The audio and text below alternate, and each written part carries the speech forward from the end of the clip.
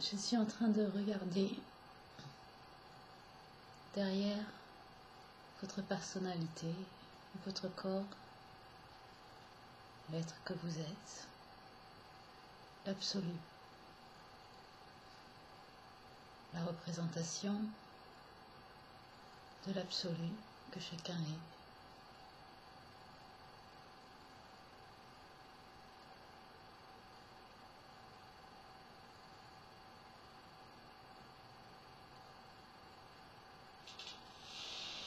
C'est dans le silence et l'instant où vous vivez, maintenant, que vous avez l'état de votre conscience.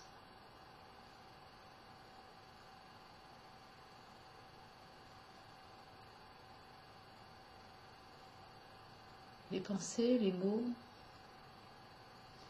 les peurs, les idées, les émotions, ce dont vous êtes en train de faire référence, qui se rapporte au passé ou ce que vous imaginez du futur, alors que je vous regarde dans le silence,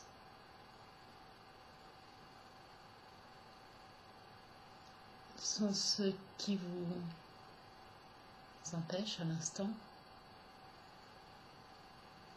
d'être dans un état de conscience de l'instant, de l'absolu,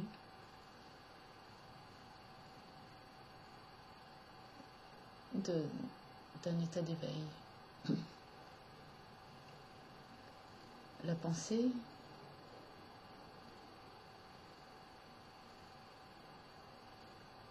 est constamment en train de piocher dans le passé et est constamment en train d'envisager le futur.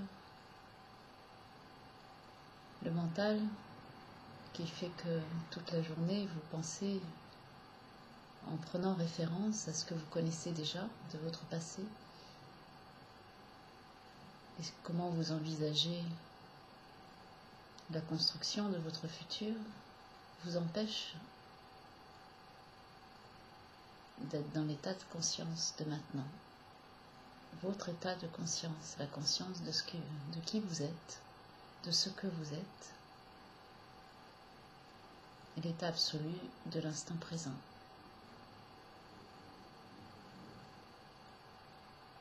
Alors pourquoi ce mental marche, envisage, construit, imagine, analyse, réfléchit, rationalise? Eh bien parce que la pensée fonctionne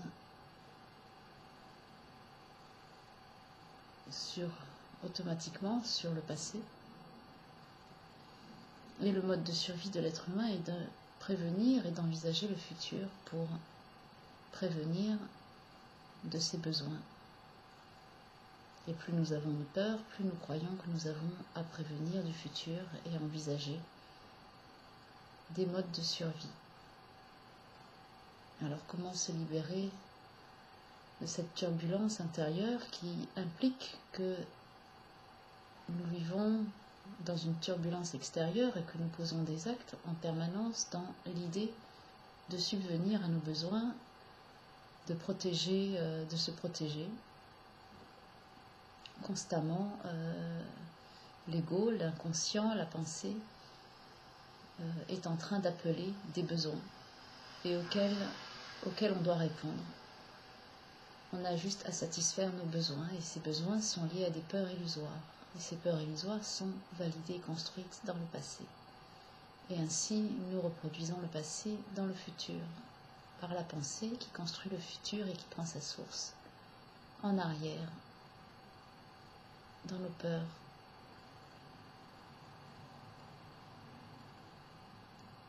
L'ego est censé être notre meilleur ami et notre serviteur. Un serviteur, c'est celui qui aime son maître parce que son maître lui donne le meilleur, le guide, lui donne tout l'amour dont le serviteur a besoin. Notre être, notre état de conscience est le maître de notre ego, et pour cela, notre ego doit être pur, purifié, aimé, guéri et dévoué à son maître. Tant que l'ego est malade, blessé, eh bien, il passe son temps à se plaindre, à ruminer ses blessures, à y penser, et il prend le dessus du maître qui est silencieux et qui attend son moment. Mais il ne faut pas qu'il attende passivement de prendre la place du maître et d'appeler l'ego à l'humilité pour devenir son serviteur dévoué.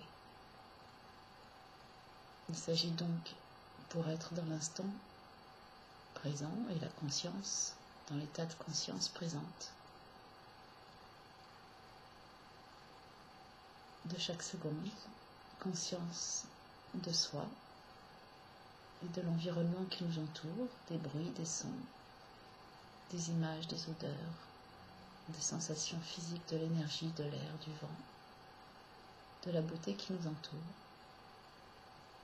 Eh bien, nous devons d'abord se préoccuper de l'état de santé de notre ego. Est-il en bonne santé ou est-il malade? Donc le seul travail qu'il y a à faire pour vivre l'état de conscience du moment présent, c'est de trouver les blessures de l'ego, de les aimer, de les choyer, de les guérir, pour que l'ego puisse faire silence, se taire, et écouter son maître, qui est moi, qui est mon être intérieur, qui est mon état divin. Mon corps a sa conscience propre, mon ego aussi, et on est alliés, on est liés pour vivre un état de conscience libéré dans cette vie présente. L'expérience de la vie sur Terre me permet de découvrir la beauté de cette planète, de l'humanité, et surtout me permet de poser des actions. Seul par mon corps, je peux poser des actions. Et par mon ego, bien sûr.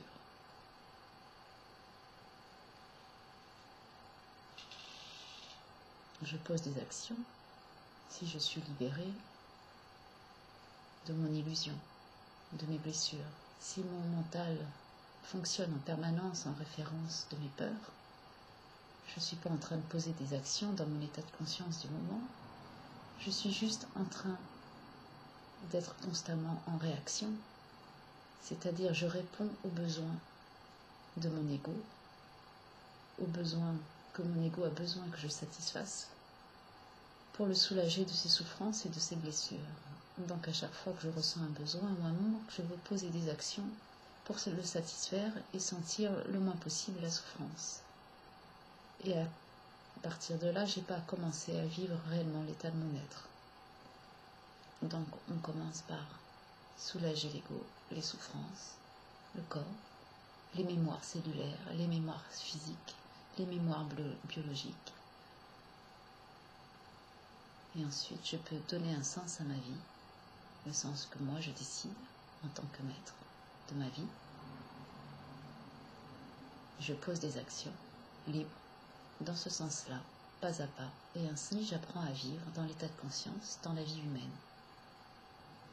Et bien sûr, on fait appel aux personnes qui ont la compétence de cela.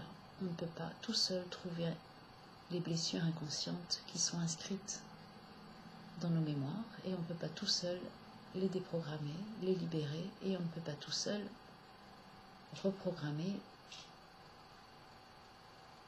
un état qui permettra petit à petit d'avancer vers l'instant présent par la libération du passé. Toute action que nous menons devrait être tournée vers cette libération pour être dans l'état de conscience de l'état présent. Tout le reste est des actions de réaction dans lesquelles on perd notre temps et notre énergie. Bien sûr, nous avons un minimum de besoins matériels puisque nous avons un corps qui est le logement et la nourriture.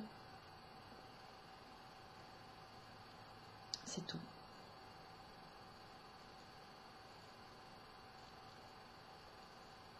mes autres actions, au-delà de se loger et de se nourrir,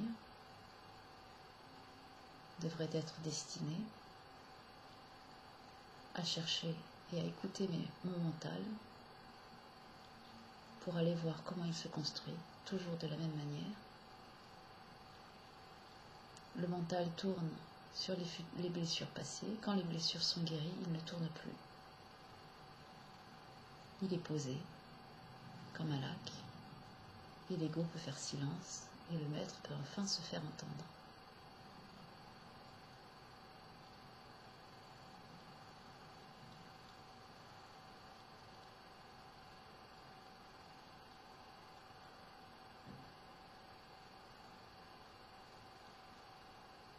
Le maître absolu qui est en vous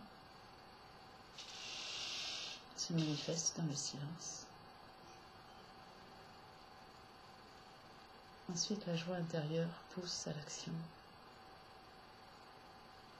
vers le devenir. On ne sait pas ce qu'on va devenir. Je ne sais pas ce que je vais devenir et vers quoi je vais.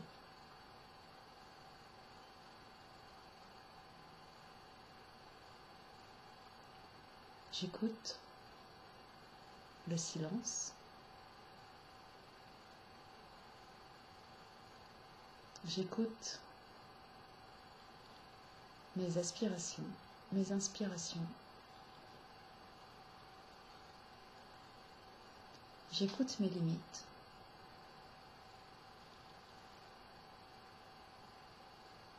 Et l'action suivante est destinée à l'abolir.